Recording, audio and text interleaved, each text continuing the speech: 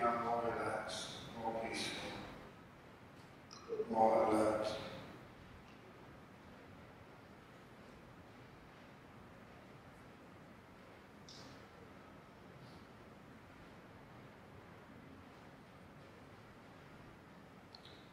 Now release. Observe 3 more breaths, and the end of the 3rd breath, open your eyes to end meditation. At the end of the 3rd breath, starting from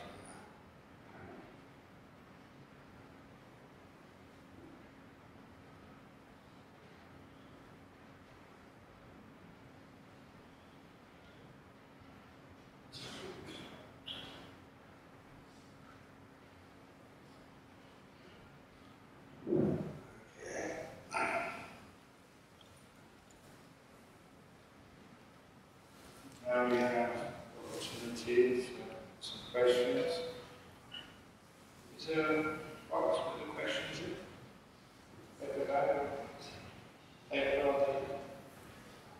That side. Okay. I'll find out what questions we have to answer. Coffee. Very good. Wow. Enough for any more? Oh, so here we go.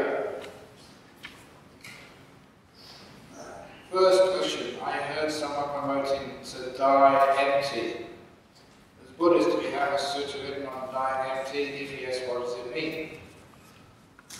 No, I don't know a sutta. I always say die on full stomach. I don't know what it means by dying empty. I do know that somebody once made this great saying, it's always better to give with a warm hand than a cold hand. Which means give while you're still alive, rather than leaving something to the temple or charity when you're dead. Because that's like giving with a warm hand is when you're still alive, to enjoy the wonderful happiness of giving. Dying with, giving with a cold hand means once you're dead, leaving it to somebody in the world, which means you don't really enjoy it so much. So give it a warm hand rather than a dying hand. That's why I die empty. If you possibly can, see if you can arrange it so that you keep enough money to keep going when you are in your retirement. Just run out of money just an hour before you die. It would be wonderful if you could do that. I've done that. I've run out of money because you're money. The other thing is the whole idea of emptiness. Is die not just empty with your physical possessions, with your mental possessions as well. So all the things we have to worry about in life, at least when you're dying, you don't have to worry about anything. Just when you're dying, you don't have to worry about your finances anymore, because your family will pay for the funeral. You don't have to worry about anything. You don't have to worry about your job, about the boss, about the family, because you're out of here. So actually, dying is a very wonderful thing to be able to do. Suppose that instead of the prize for the best meditator this weekend, instead of giving you the prize of a free haircut, suppose the prize was a first-class ticket to Los Angeles for you and a friend for 2 weeks in a 6-star hotel in LA, where the prize would offer you to have dinner with your favourite movie stars. Bruce Willis, Brad Pitt for the guys, Angelina Jolie, or Buffy the Vampire Slayer. Because apparently one of my Anagaricas, he was an actor before, and he said, did you meet anyone famous? He said, once I stood next to Buffy the Vampire Slayer. Do you know Buffy the Vampire Slayer?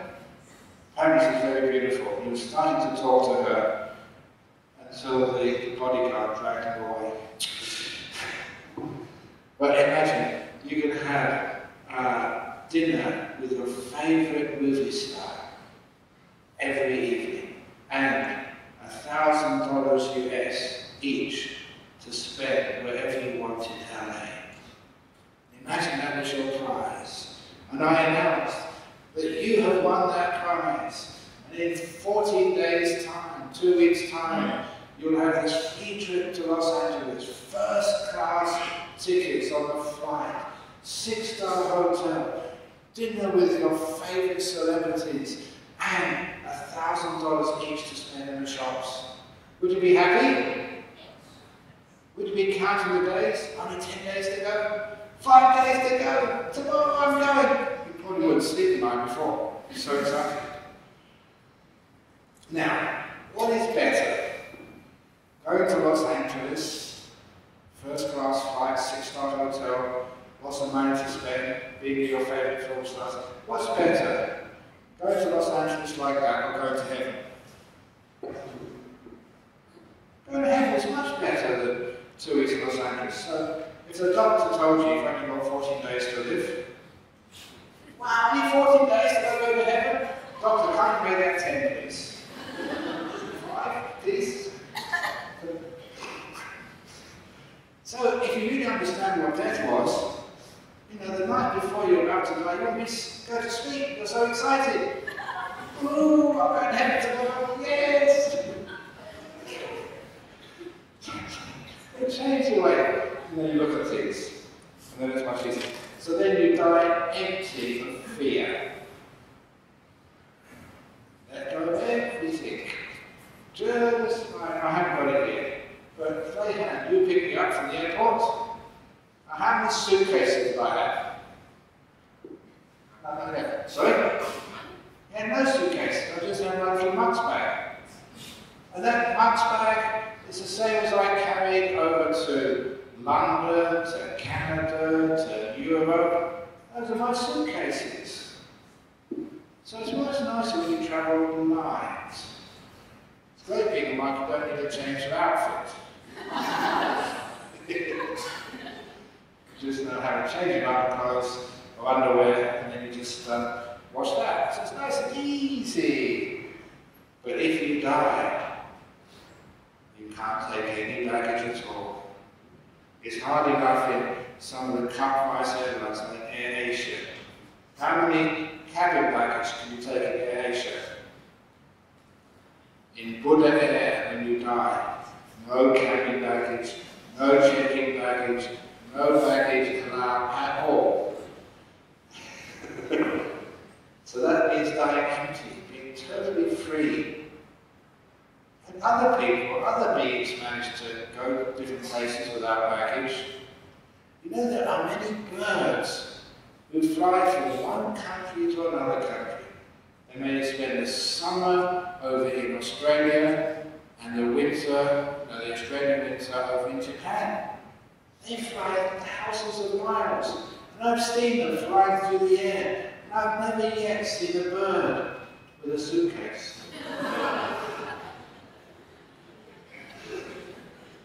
They just fly. So that's like when you die. You fly. No suitcases. No memories of the past, no memories of the future. Just go. But the one thing people do take with them when they die is their karma. So, die empty of bad karma, but full of good karma. So it's not dying empty, it's dying full. Lots and lots and lots of good karma. And then you can die very happily. So to die empty, I'm not quite sure what they mean, but if you really want to get in the Maha, then die totally empty. No past, no future, not even any present. Vanish. Disappear. And you get so still, because when you're still, people can't see you think you're just still. You're so still when you die. When the bus comes looking for you to take you to your next life, he can't find you. Where's he gone? Where's she gone? I can't find him.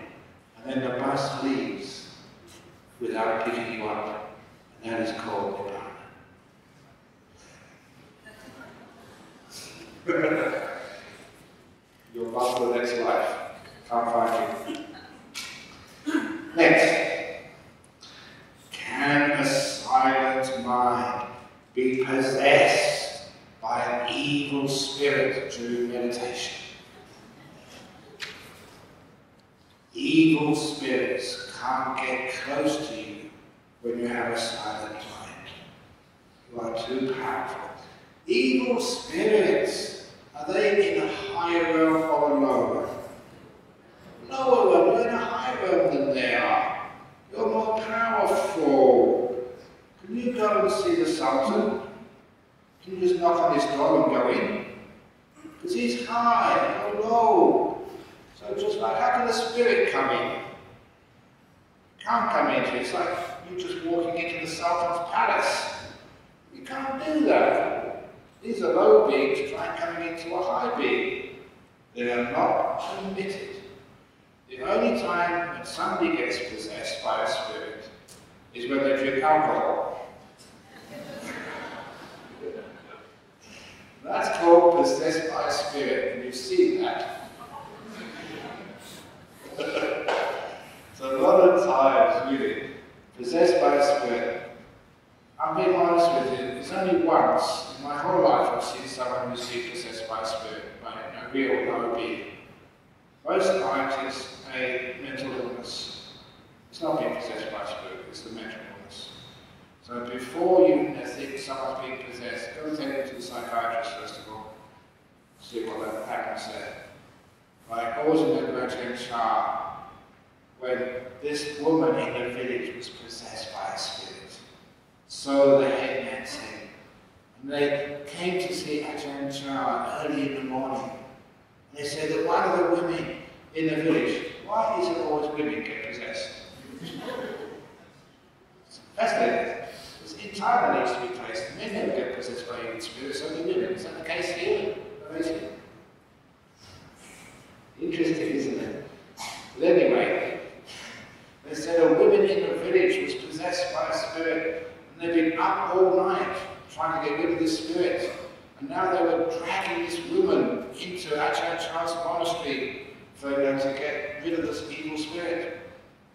And they dragged this, and I could hear her. I was at the monastery at the time, and even though the gate was maybe about 800 meters from Ajahn Brahm's hut, you could hear her screaming as they dragged her to see Ajahn Brahm.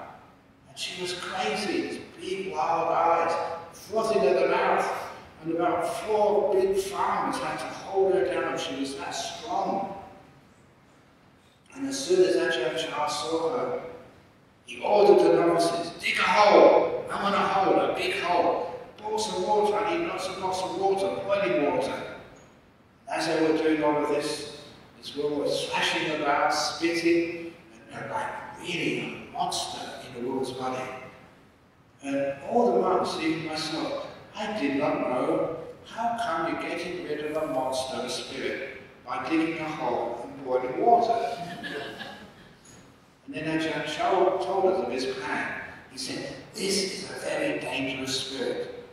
The only way to get rid of it is to throw this woman in a hole, pour lots and lots of boiling water all over her, and then bury her.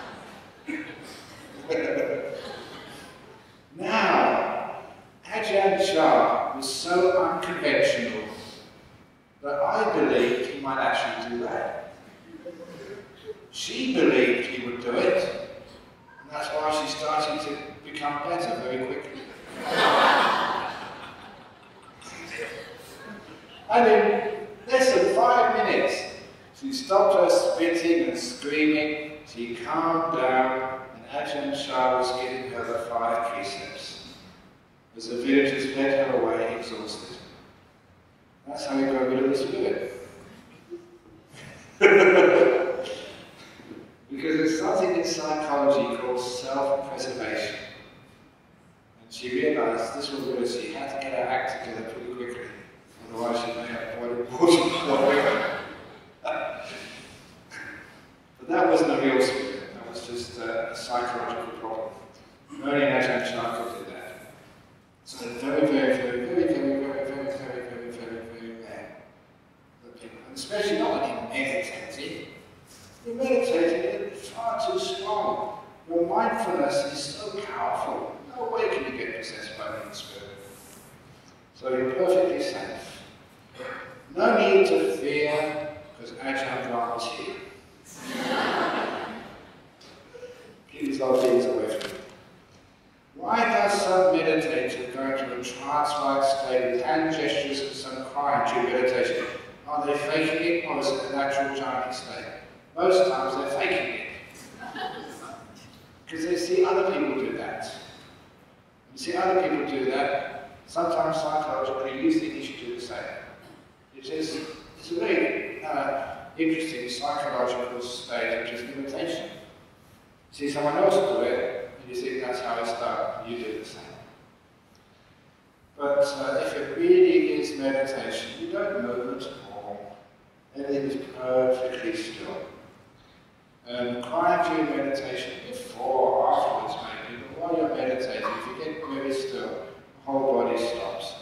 There is a time when you get so much happiness that tears come down your cheek. Really, it's not crying out of sadness, it's really soft. It's just one of the signs of piti sukha, the great joy coming up in the mind. Tears come down. There is another stage in meditation where people can actually move their brain, just move around. And that's one of the other signs of healing. Because I remember on the first occasions I saw this happening, I was teaching a retreat, and suddenly they told me, have a look at that girl over there. Because she was twisted round, she was contorted. And I really was very afraid that, if I did that, I would just be in hospital afterwards. It was an extreme contorted position. So after the meditation finished, I took her aside and said, are you okay? She said, I feel wonderful. I said, but during the meditation, you were twisted around. I've never seen anybody in such a contorted position. She said, was I? I never knew that. And then I finally understood what had happened. I said, did you have a car crash? Yes, I almost died in a terrible car crash. Okay, I understand what happened. Because when you're in a car crash, you have some internal injuries. And to heal them, her body, once she got out of the way, wasn't controlling her body anymore. She was just really peaceful.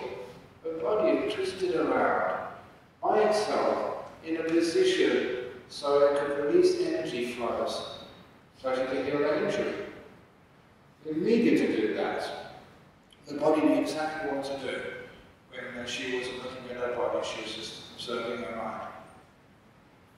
That's what happens sometimes. Sometimes your body might lean over, it might just go to a strange posture. You don't know what you're doing, you're just watching the mind inside, you've lost awareness of the body. And the body is doing that because it knows that is the only way you can get energy there to do some healing, which is why she's felt so much better afterwards. So whenever I see anybody that twist around in meditation, have weird postures, you find you don't know what you're doing. You're just watching the mind, maybe watching the breath. You have any awareness of what the body's doing. And that's when it starts to twist or work, whatever it needs to do to get itself healed. So when you see that happening, maybe hand gestures, moving in strange positions, right? It's the body doing what it needs to do. You can't do that. Only the body knows how to do it.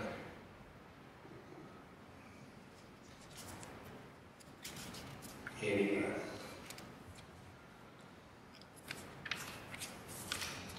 How does a person know she or he has attained the jhanas? If you ask that question, then you haven't got jhana. Because sometimes, if it's during the experience, they just say, is this jhana? Certainly not. Because you can't think. Your mind is too still to say anything like that.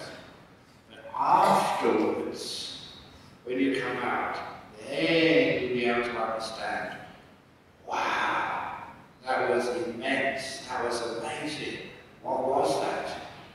And there were a couple of signs, little checklists. Number one, you can't feel the body. No aches, no pains. One of the weird things about the jhanas is you may be in jhana for a couple of hours, 3 hours, but when you come out you're not stiff at all. There's no aches or pains in the body whatsoever. Weird, but if you stay 1 hour or 2 hours sitting down watching a movie, you've got all sorts of aches and pains, but jhanas, the body is just so incredibly healthy afterwards. That's number one. Number two, you cannot hear during the jhanas. So there might be a bell goes off. Maybe someone talks to you and says, hey, come out, it's time for lunch. You literally can't hear anybody. Your 5 senses stop. And you can't think. You can't put things into words. You are too still to think. And lastly, afterwards, I call it the afterglow of deep meditation. You are so happy. Oh, wonderful. I compare it to like a young man or a young woman falling in love the first time. It's really cute. You get these 19-year-old girls, they come, I met this boy. He was fantastic. He was so wonderful. And we're in love. You know how sweet that is sometimes? It's totally crazy, but it's sweet. And that type of emotional high, that's after jhanas. So someone comes to me and they say, Ajahn Brahm, I had a good meditation, I just got jhana. And they just say it like that. I say, no way. It's beautiful, exciting afterglow. One of the biggest experiences in your life. Wow! Then that's a jhana. And interestingly, on the subject, I cannot predict who gets jhanas and who doesn't. You've got some idea of those who've got better chances, but I've been proved wrong too often. And the last time, about a year ago, teaching a retreat, and this one man came into the retreat, an Australian man, Caucasian, with tattoos all over his body. And straight away, I thought he'd got the wrong place. This is not the clubhouse for the Hells Angels. Because that's what he looked like. He looked like one of these tough guys in the motorbike gangs. No, I make mistakes. I judge people. I should do that. It's natural. I was proved wrong yet again. Because when he came into the interviews about 3 or 4 days later, he said, I know him really sort of flawed. I was listening to him. God, that was a jhana, a real one. And I just couldn't believe it. Because I had judged this guy, the last man in the world, from the retreat, I thought would get jhana. He got the jhana. So if you want to get a jhana, grow your hair long, get a few tattoos. No, that's only joking. But it meant, if that guy can get his jhanas, anyone can. He managed to have incredible sort of skill and understanding about Buddhism. So I don't know which one of you can get which one up. But remember, these are states of letting go. You cannot will yourself to get a jhana. The more you try, the further you go away from it. So you have to let go and be still. And the stillness gets strong enough that these things happen. That's how you maintain afterwards. But be careful, because maybe 30 years ago, when I started teaching, there was hardly anybody teaching jhanas. It was all about vipassana in those days. And now, jhanas are popular. Everybody is doing them. So much so that most of the things you hear as, even monks say that was a jhana, it's not. The popularity of jhanas is so great now that people lower the standards. They say, oh, they had a bit of happiness, that was jhana. But it has to be powerful. These are very deep states, powerful states. So please be careful, that sometimes they're very popular now, and some people lower the standards. which is real Jhana, little things. You cannot think in a jhana. You cannot hear, you cannot smell, taste, touch. 5 senses are gone. You're blissed out, in a real big bliss.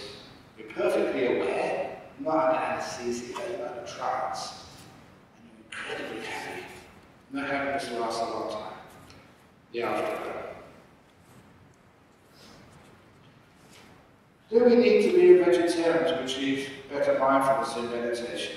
If you can, do it. If you can't, don't. So, the Buddha wasn't a vegetarian. Ajahn Brahm wasn't a vegetarian. Even Ajahn Brahm ate meat. So, if you can, bodily, physically, practical, fine. But it depends on one's limitations, what one can do in this world, what one can't do in this world. So it's encouraged, but it's not necessary. Do you want to hear a terrible joke about how a vegetarian can eat steak? If you are a very strict vegetarian, you better leave. Because I've got a big trouble telling this joke.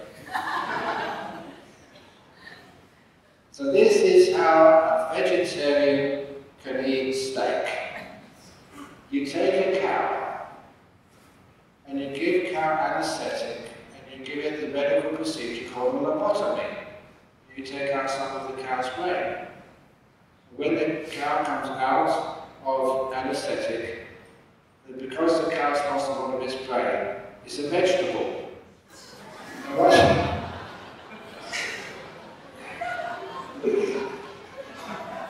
You know the rest.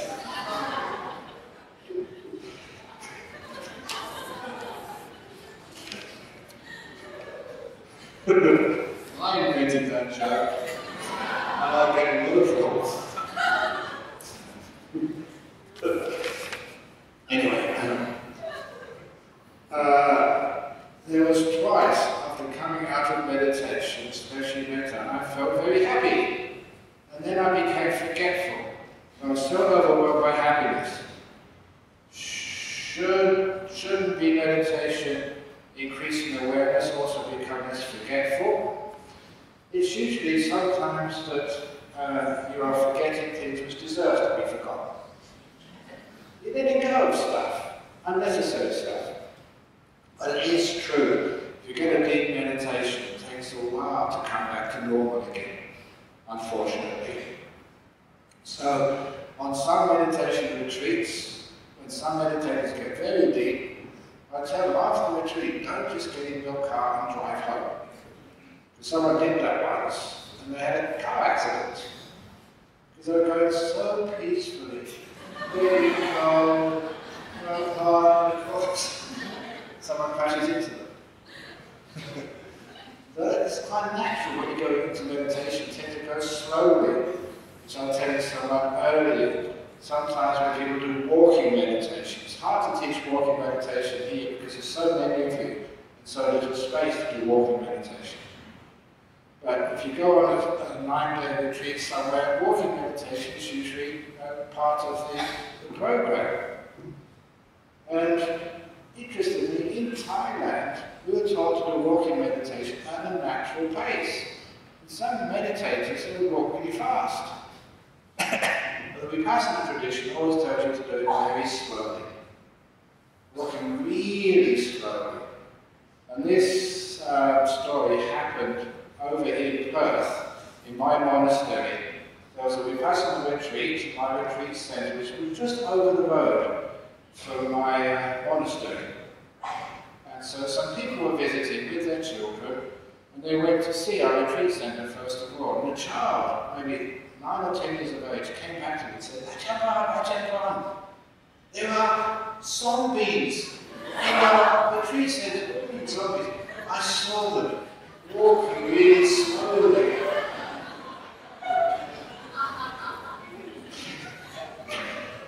So they mistake people who do slow walking meditation with zombies. So apparently that's what zombies do, they walk very slowly. Zombie movies are very popular now. Zombie this and zombie that. So nowadays I call slow walking meditation zombie meditation. But so it's true, you get very peaceful and very slow.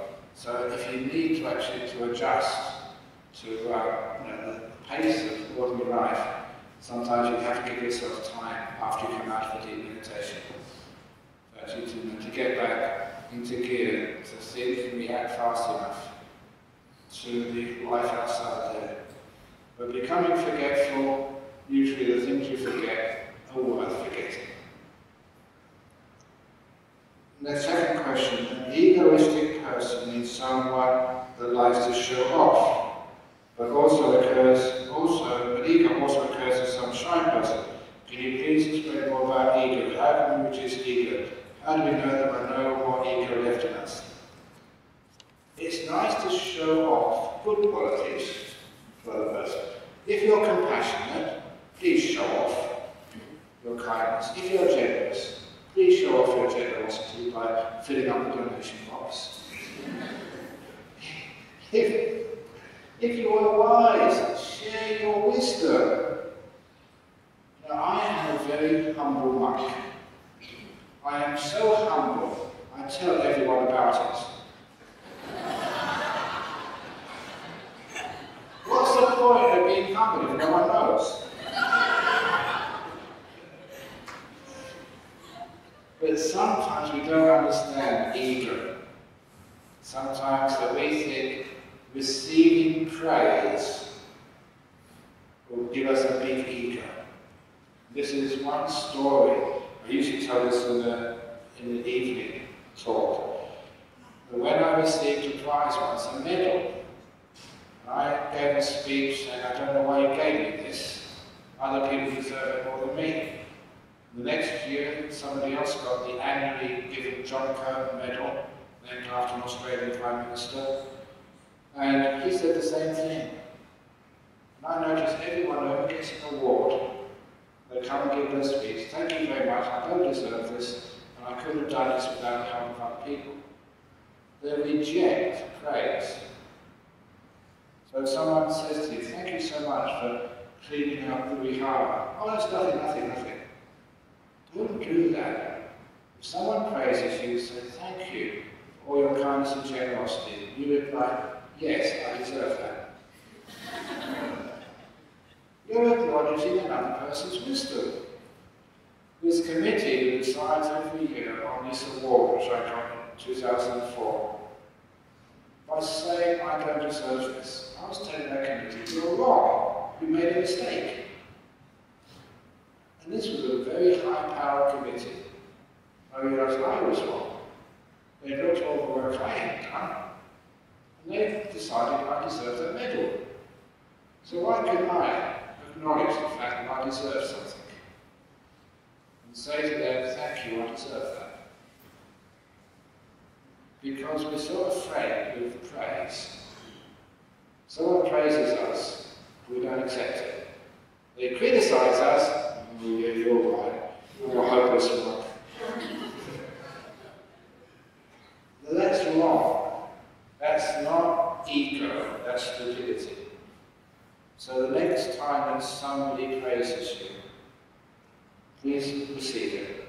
Say, thank you, I deserve that. The next time someone criticizes you, oh no, it's not my fault.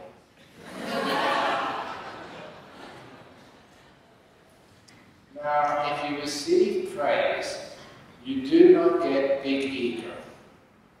You get a big heart. Because they're praising you for something good you've done. And if you remember and receive it, you do more of the same. You become a better, kinder, more generous person. So, when people praise you, receive it. Please give praise. If people don't receive praise, it's a waste of time giving it. And sometimes I say, thank you for sitting there doing all the camera work, so the people in the other room. Thank you all the people in the other room for being humble, so other people can actually sit in this big room. Thank you for all the people who made lunch. Thank you for all the people who made this hall available. If that was you, receive that praise. Because if no one receives it, I'm not going to give it anymore. Same with you. So give praise and receive it.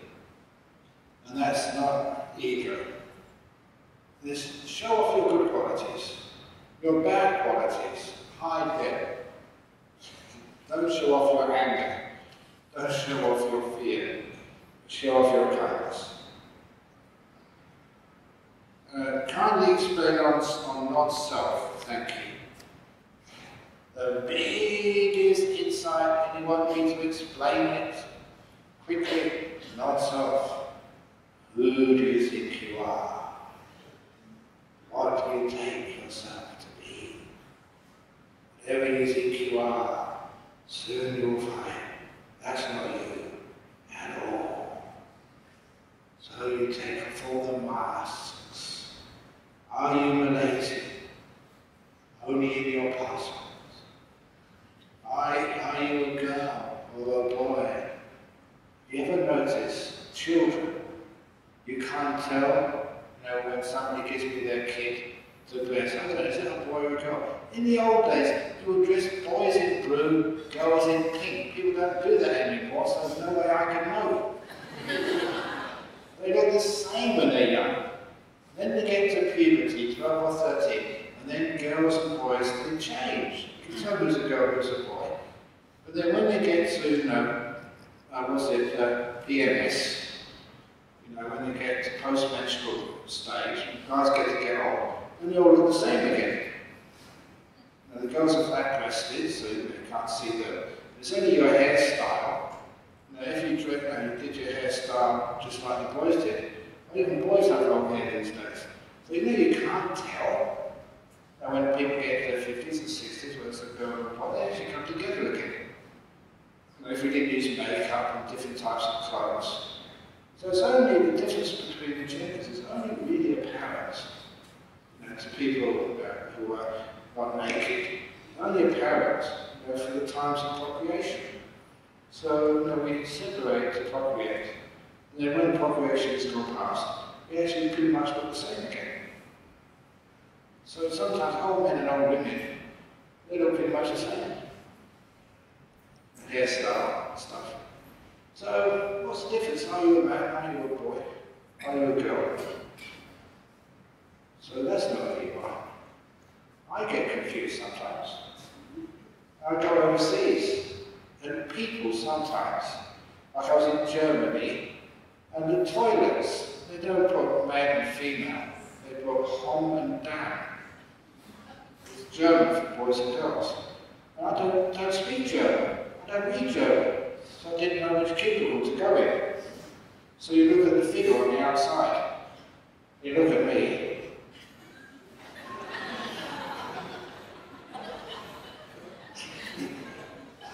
They said, no, you can't go in that one, go in the whole one, the male. Because this looks like a dress.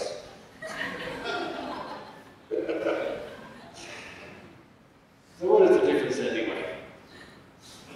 So, you don't identify with being male, being female. Chinese, Western, we're all Asians. You are Asian nation, I am Caucasian.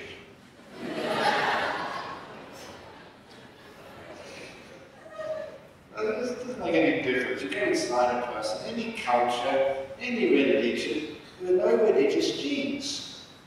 Discernible. You ask any sort of biologist or biochemist, whatever they call, who do genetic, no one's found a gene which you can identify, this is a Buddhist, this is a Christian gene, this is a Muslim gene. So this is not who you are. So all the time you're starting to get rid of all these identities, which makes up the ego, the sense of self, which separates people. It's the separation of people, races, religions, genders, age, intelligence or lack of it. All that which separates us is just not true. When we can get that apart, tear those Berlin walls which separate us, then we can have some peace and harmony together. Realize there's no difference. So anyway, that's just part of the conversation. There's a lot to go. I've got a lot of questions to do, so we may be a bit late, so maybe we'll cancel lunch today. I can't do that with you. Yeah, Bhante, do I have a soul? Starting.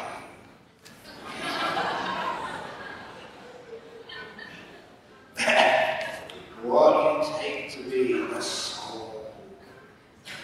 It's just like a river. You call it a stream of consciousness. You go on the bridge, and the stream looks the same today as it did yesterday, as it will look next week. But you know the water under the bridge, which was there yesterday, is totally different than the water you see today. It's a different stream. It looks the same. Just like the thing you take to be you, it looks the same because it's within the same boundaries of your karma, flowing with the current of your desires. It's a totally different water than it was yesterday. So what you take to be the soul is just this one stream, always changing. It tends to look the same. That's who you are and who you are not.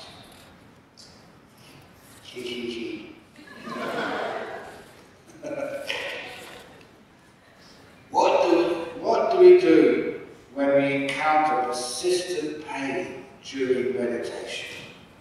Move, stretch, cough, take an aspirin. Don't be stupid. You know the word for breath meditation?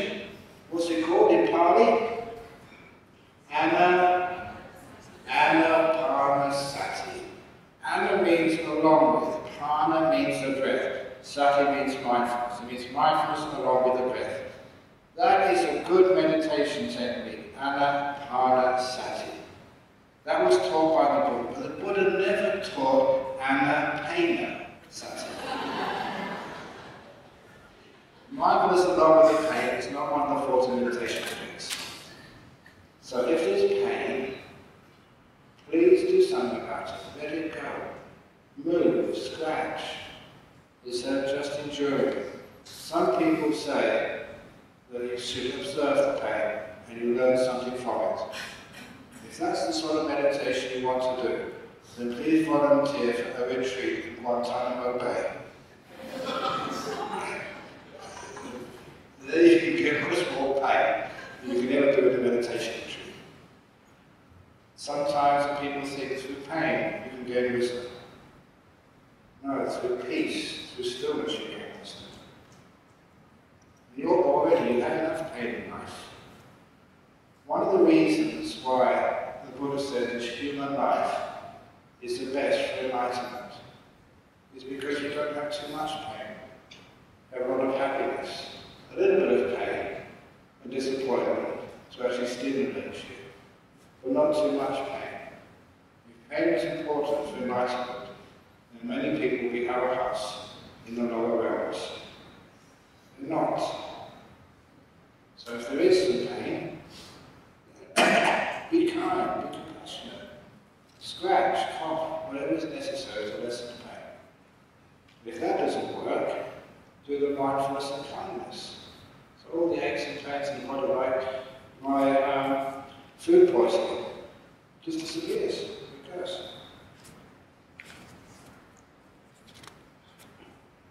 Very good. Next question, if I can open it up.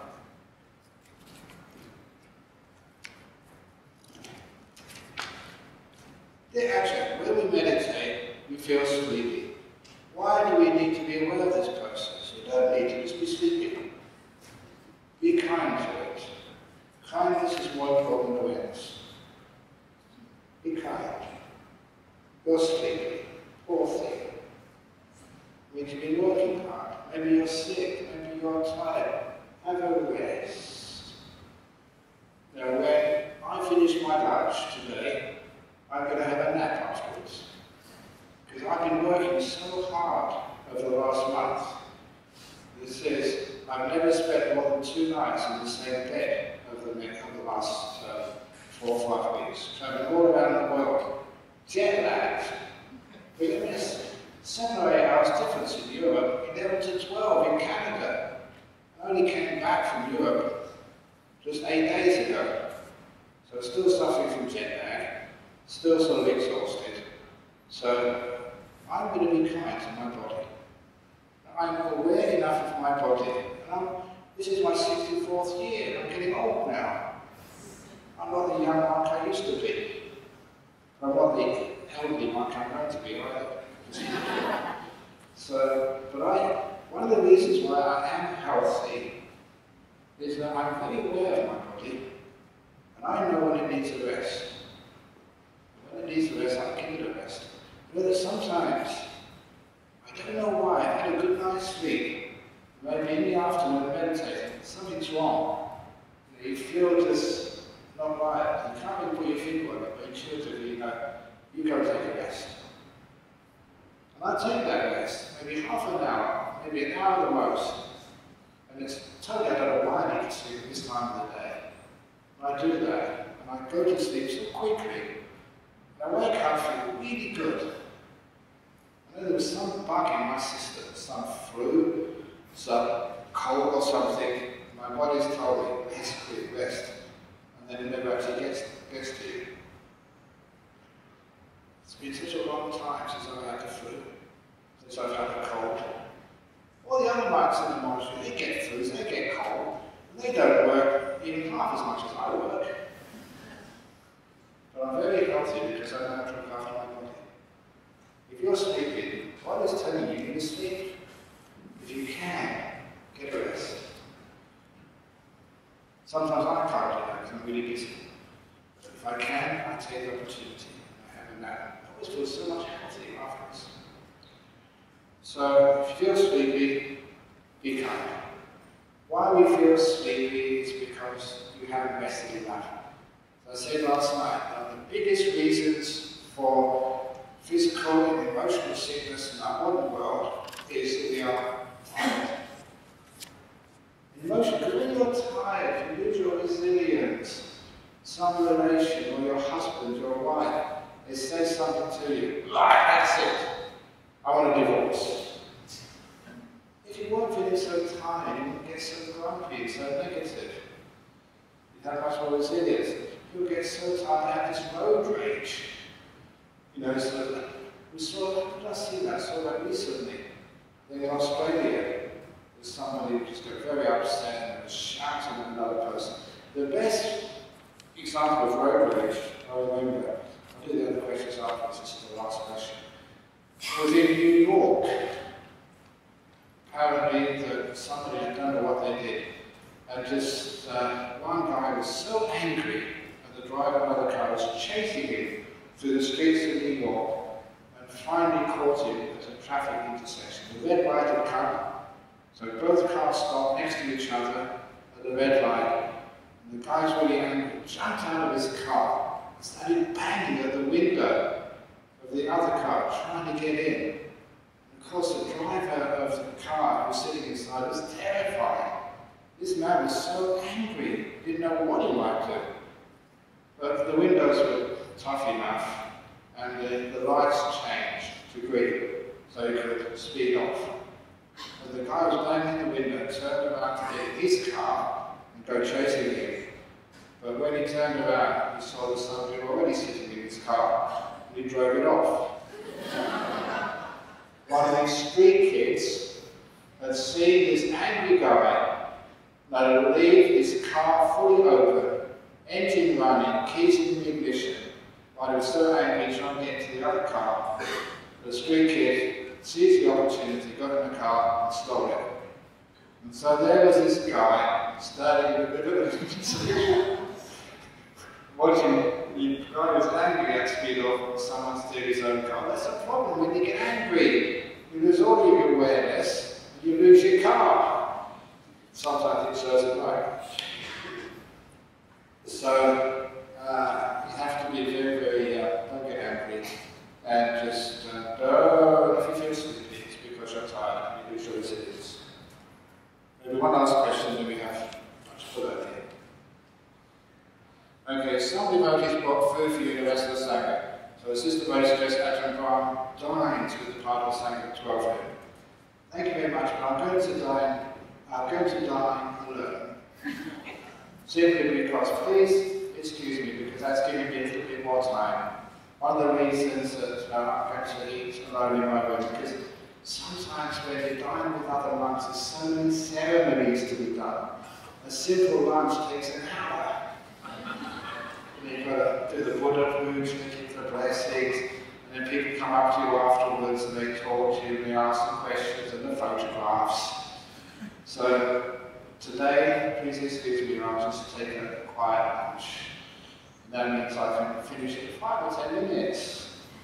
Sometimes it's crazy being a monk, even having lunch is work. So I'm going to just, please excuse me, I can just have lunch by myself today. So those of you who brought food, your intention, karma is intention.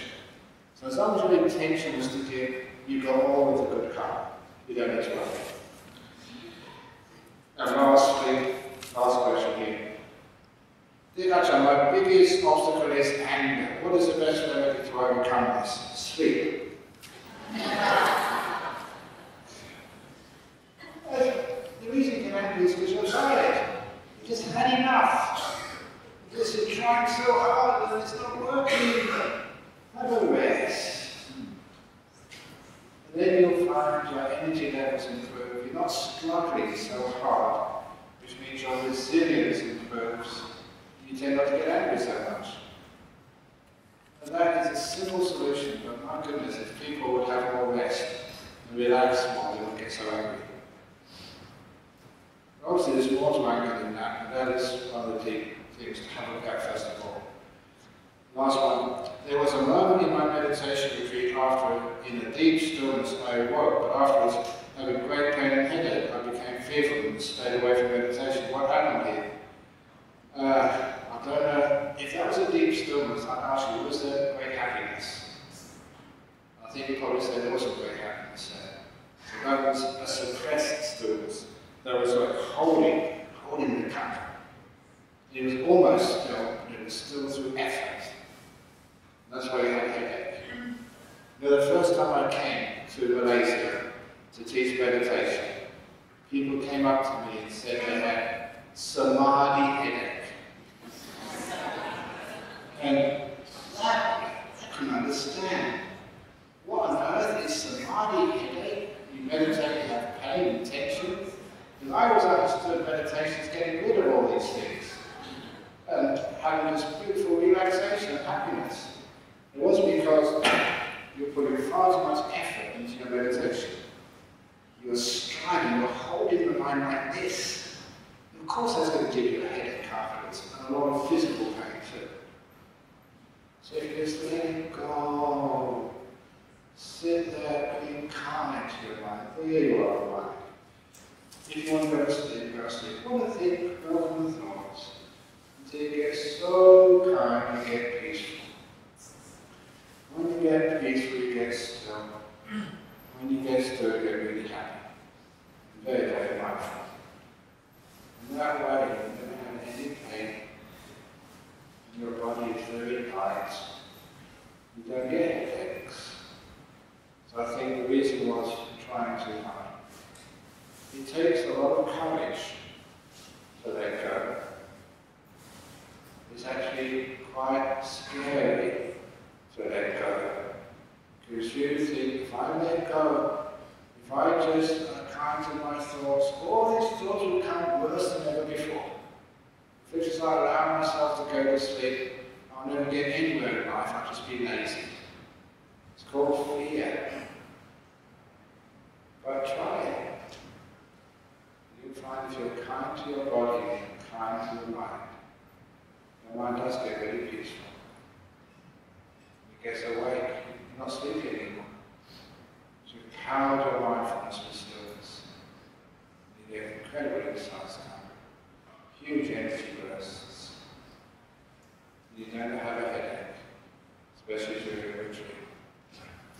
these things like the psoriasis, cancers, sinus cancers, they heal, they vanish. So if you get headaches and stuff, you go in the wrong direction. It's usually too much force. You know what? Because I wasn't born as a Buddhist, I didn't really know too much about Buddhism when I was young, except to know it was peaceful and kind. So I got kindness from the very beginning. So, what are you doing? You might as well go with a stick and beat someone if they go to sleep. That's not Buddhism. In fact, last story, in Hong Kong, I was teaching in Hong Kong, and in the temple there was a Chinese monk visiting from mainland China. And he told me that there was a Zen retreat a couple of months before where they did have a master going behind people with a stick, and if they started nodding, got back to back. And this one middle-aged woman doing her first Zen retreat got back on the back. She immediately took out her cell phone and called the police. And that man was arrested and charged. You can't do that these days. It's assault. And it's also, what is a monk doing hitting others? To me, that's not a monk. So you're kind to others. What is a monk doing shouting at others? That's not what a monk does. That's not what the Buddha would have done. So I got the idea of compassion in my heart from the very beginning. So I can't meditate being cruel to my body. I'm kind to my body. I'm kind to my mind, so I'm never cruel to it. I never tell it off. If my mind did stupid things, I say, bad one, bad. Just gives you a headache. And so I'll never mind, I forgive you.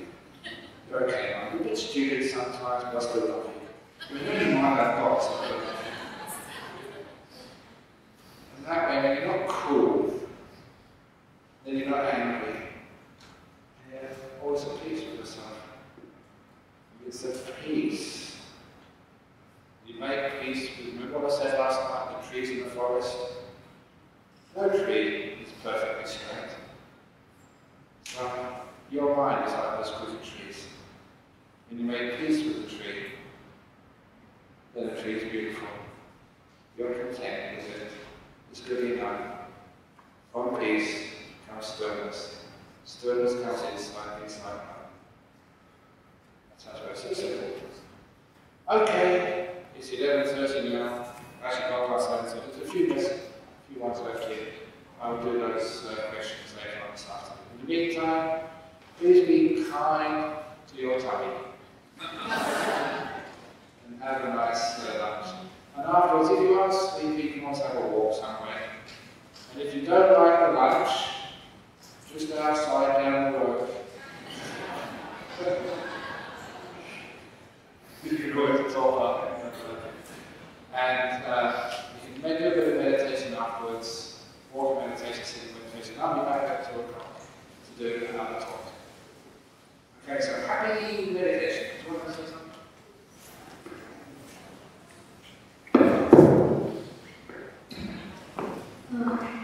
Yes, let's put our hands together to say sadhu 3 times to Ajahn Brahm.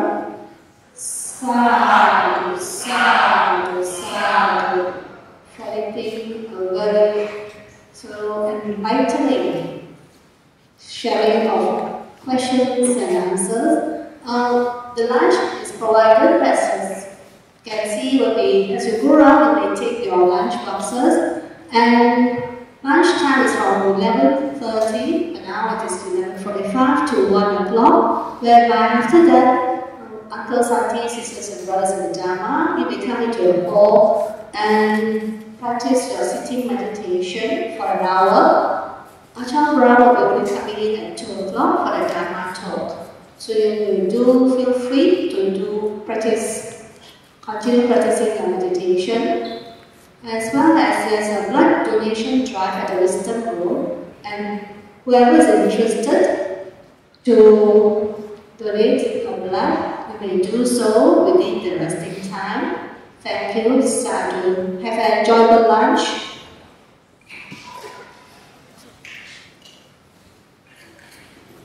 Let's stand up with our palms together.